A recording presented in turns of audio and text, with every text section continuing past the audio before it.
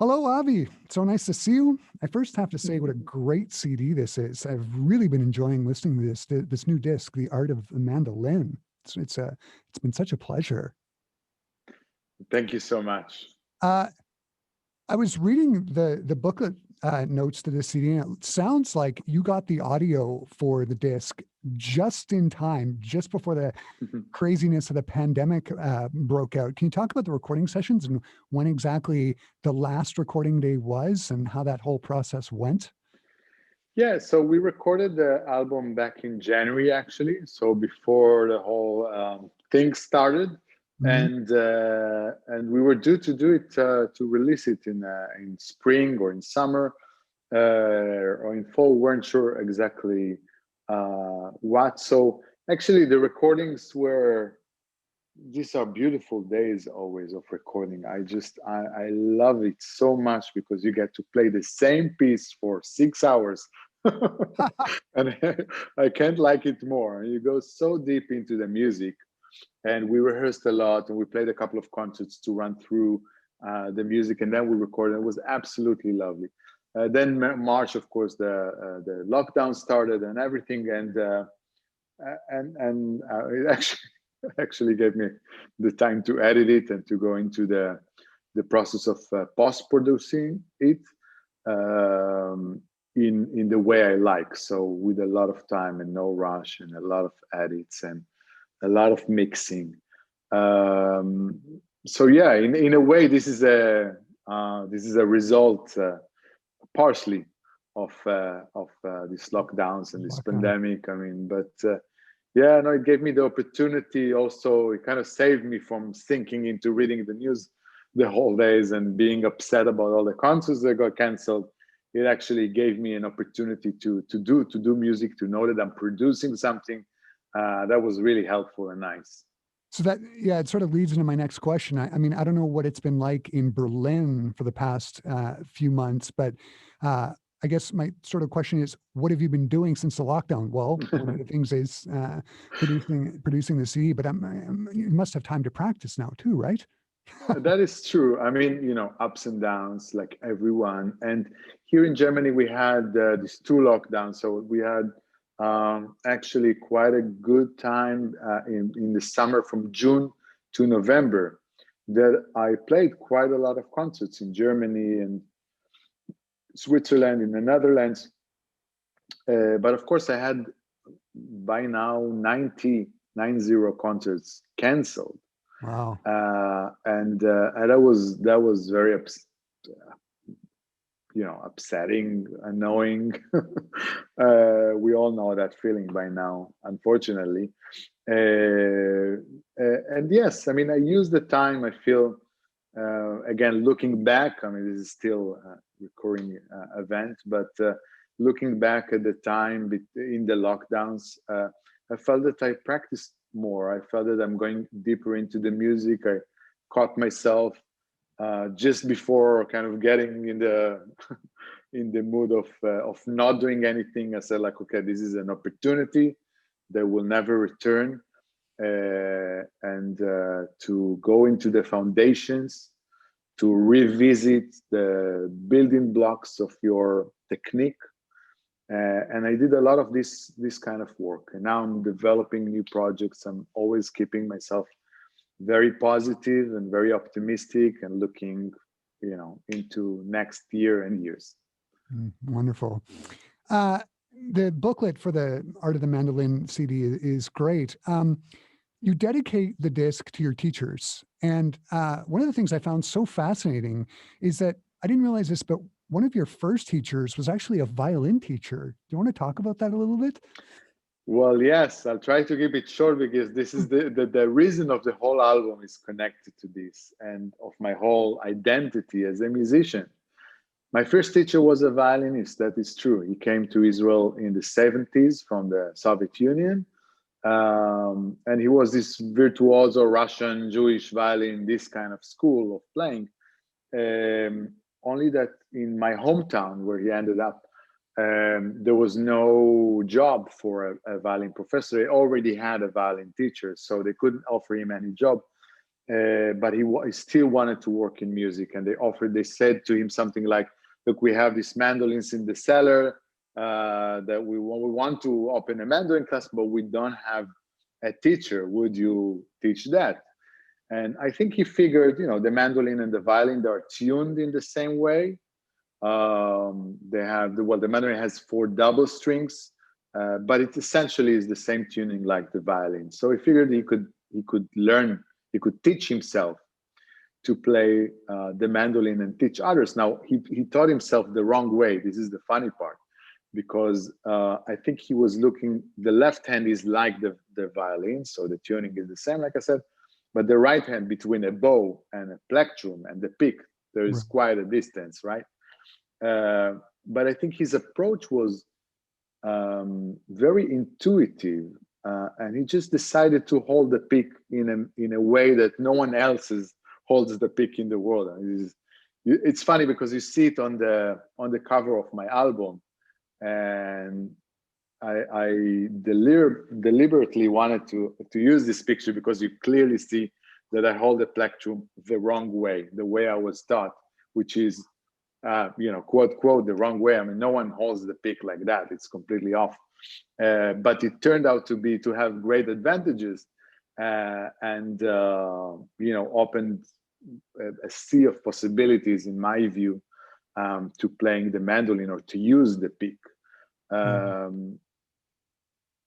So indeed, but the more crucial thing is that Simcha Natanson, this first teacher, he never saw himself as a mandolin player. He was a violinist that just, for technical reasons, he didn't teach the violin but the mandolin. So we were all holding the mandolin in our hands, but in his head, in his mind, we were still a violin class. No, I don't know how to say it. So we're and so we learned all the violin repertoire, and he was very demanding about the repertoire. So we had the curricula of a violin class, playing on mandolins, of course.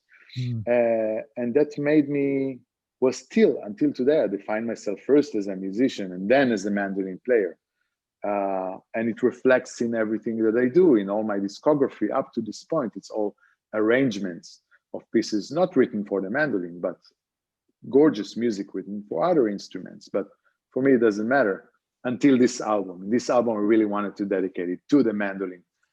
And that's why I dedicated also to my teachers. And it's sort of, I mean, one of your main missions has been to sort of take the mandolin from this sort of folk instrument and put it in the concert hall on the main stage. And one of the ways that you've done that is to not only play the music of Vivaldi and Bach and so amazingly well, but to explore the literature, not only the older literature, but the new literature as well, like the 20th century literature.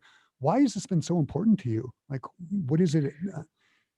Well, again, when I graduated from the Music Academy in Jerusalem, again in the violin class, playing the mandolin, I figured that now I was 22 years old, and I was about to embark a career as a professional mandolin player. I didn't have much examples to follow, like in other instruments. But one thing that I asked myself is whether I can really call myself a mandolin player when to this point, I only played violin repertoire.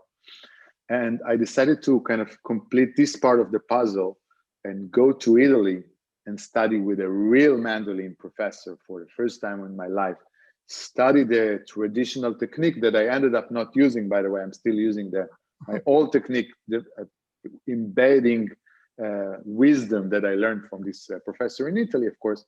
But I wanted to have this education, this part of the puzzle. And what I figured is that there is kind of an historical injustice in the classical music canon, in its place, in the place that the mandolin has in it, which none of the composers, of the big name composers, wrote for the mandolin. And this is really a shame, because I still believe the mandolin is such a sweet and wonderful instrument that absolutely owns its place in the main concert halls. but the fact is that Brahms didn't write for the mandolin and Bach didn't write for the mandolin. So in order to correct this, I started to commission. I started to commission a lot of work to encourage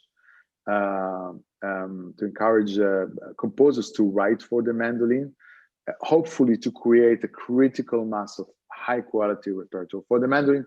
And I've been doing it now for 20 years, and I'm very happy that the more and more composers really write for the mandolin. And indeed, there is kind of just great pieces of it in the 21st century. Mm-hmm. There are several 20th century pieces on the disc, The Art of the Mandolin. I'm just sort of wondering how you found out about the pieces by Hans Werner Henze, the Paul Ben Chaim, the David Bruce on the disc. How did you find these pieces? I know you've collaborated with David Bruce before, but in particular, I'm wondering about the Hans Werner Henze. How did you find out about this piece? So, for mandolin players, it's part of their repertoire. Everyone familiar with this piece. I tried to research before doing this album, what was his motivation to write it? Who did he compose it to? And unfortunately, I couldn't find any information about it, not yet. But the one thing that is interesting, that is obvious for me about this piece is, first of all, the instrumentation, mandolin, harp, and guitar. There is an attempt here to create the equivalent of a string quartet or a woodwind quintet. So the chamber, what is the chamber music ultimate format for the plucked strings family in the classical music tradition, of course. So instruments that are similar enough but cover a different, like a wide range of colors, but also actually the range. And how do you create to that? So I think that was the experiment that Hans Werner Henze did. And the second interesting thing about it is what did he compose? I mean, how did he titled his piece Carillon, which is a little music box. And so for me, the combination of this little delicate, small, sweet instruments put together reminded him, or this is the association that Henze had, the carillon, different kinds of carillon, and the whole piece is all about these little music boxes, these little episodes of music boxes. Sometimes they play a sweet melody, sometimes they're out of sync, like 3 different music boxes playing together. Sometimes a spring flies and the whole mechanics explodes.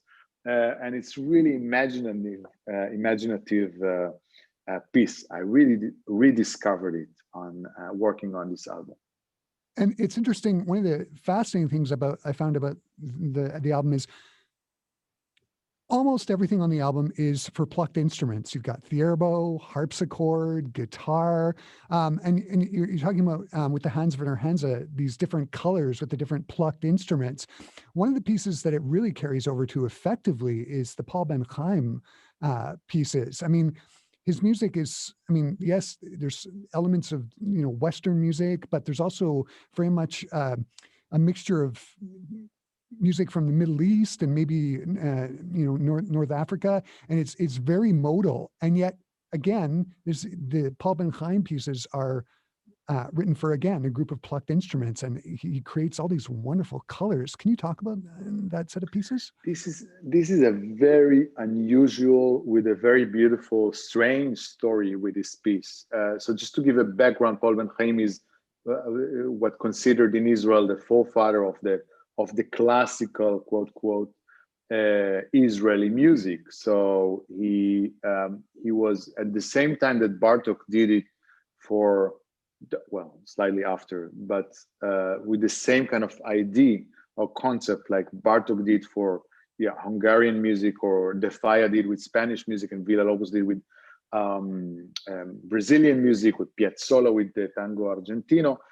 Paul Ben Chaim was actually a German Jewish composer that had to flee Germany in the 30s, where he realized he lost his job because he was Jewish in Munich as a composition teacher, and he find his way to Israel, to back then the British mandate in Palestine, and he has an identity crisis, because up until that point he was composing German music. He was German. He was, studying with Schoenberg and composing in this style of German music in the first half of the 20th century. But in Israel, he says to himself, I cannot anymore write in the same way. I'm in a different place. This is a different culture. And how do I reflect the culture, or in this case of Israel, the cultures, into artistic, into the idiom of concert music? So he studies a lot of the different traditions of Jewish liturgy. So music from the synagogue, from Yemenite Jews and North African Jews and Ashkenazi Jewish people, of course, Arabic music and Bedouin music and all the local cultures that were there, and embedded them into symphonies, into string quartet, into piano music. But he never wrote for mandolin, guitar, and harpsichord any other piece, not even separately to this instrument. And in fact, this piece was not published during his lifetime. He wrote this piece in 1968. Paul Ben Chaim passed away in 1984. This piece was found by coincidence in 2001 by one of my friends, a student at the music academy. We were studying at the same school in Jerusalem. And as a student job, he was working at the musical archives in Israel. And one day, literally dusting one of the shelves, and he's a guitarist himself. His name is Yuval Avital. He's an amazing composer, by the way, a wonderful artist by himself, Yuval Avital. But back then we were both students. He was dusting this shelf, and he comes with this folder with this piece in handwritten, unpublished. It had 4 drafts, though, so the last one was kind of the final piece that no one knew about, no one heard about before. And this unusual combination, mandolin, harpsichord, and guitar, was really triggering. And so we reconstructed his handwriting was awful. So we spent a month of undecoding what he meant. And he wrote himself in German some instructions: double this bar, forget about this bar. He had some question marks. We did some speculations. We tried it out, and we brought it into life for the first time in 2001. So for me, it was a cue to kind of discover the Israeli music, this kind of school of trying to find the Israeli classical music. But what is more interesting is the sound combination, which is, even for Paul Ben Chaim, is unusual. And you clearly hear in this piece that he's trying to imitate all kinds of Middle Eastern instruments, the kanun, the oud. Sometimes the guitar just sounds like an oud, the tar, some more ancient black string instruments. So it was really playing with this local, ancient in his imagination, but also some instruments that are clearly referenced to create this piece. It's, the whole, like I was saying earlier, everything on the disc it's played by plucked instruments, including 3 Scarletty Sonatas that, were written for the piano, but you think they were written for mandolin, right? And then you added some parts to complement that. Can you talk about those Scarletty Sonatas? Yes. So this Domenico Scarlatti is famous for his catalog of 555, if I'm not mistaken, keyboard sonatas. They're all usually one movement, very short, in both hands. Scarlatti never indicates the instruments when he writes in this score. However, in this big mass of sonatas, there are 5 of them that are unusual, and musicologists know now they assume that they are not for harpsichord, and there are few indications in that. For example, the way some of the chords are written. If you write, for example, a G minor chord for a keyboard for the right hand, you would have to consider how far the size of a palm, right? So you'd write a G, a B flat, and a D.